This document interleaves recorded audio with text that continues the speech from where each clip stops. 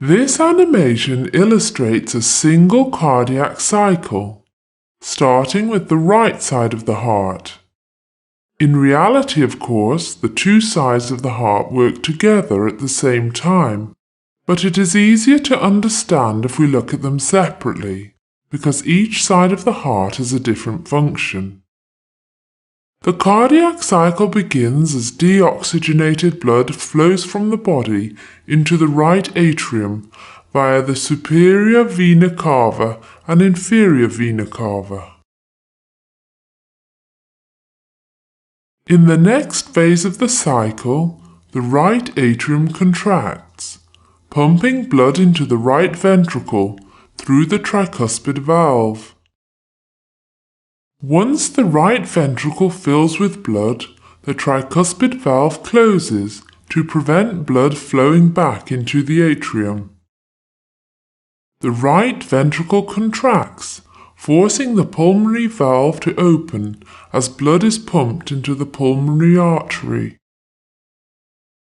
Blood then travels to the lungs and the pulmonary valve closes. At the same time, the right atrium relaxes, ready to accept the next intake of blood.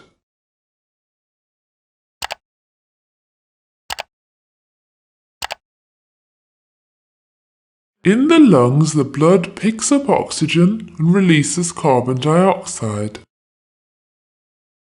Oxygenated blood flows from the lungs into the left atrium via the pulmonary veins. The left atrium contracts to pump blood into the left ventricle through the mitral valve. Once the left ventricle has filled with blood, the mitral valve closes.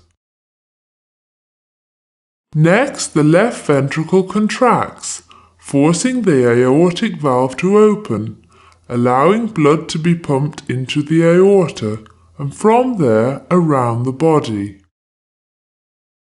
The aortic valve closes to prevent blood flowing back into the left ventricle, and the left ventricle relaxes, ready to accept the next intake of blood. Cardiac cycle is now complete.